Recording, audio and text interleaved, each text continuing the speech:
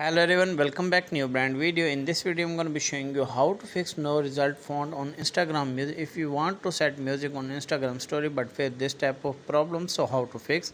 First of all, go back your home screen and open your phone setting, and from here scroll down and click on this apps management, and from here click on app setting, and from here search for this Instagram app.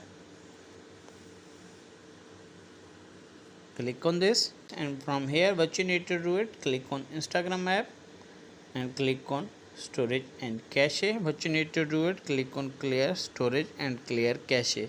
After clear storage and clear cache, check the problem had been fixed or not. If the problem is not fixed, then go back your home screen and open your app store and play store, and from here search for this Instagram app. Click on Instagram app,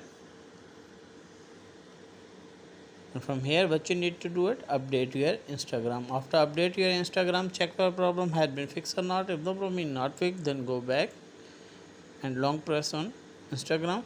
What you need to do it, uninstall your Instagram app, and after a few minutes you have again install, and after that I hope your problem will be fixed.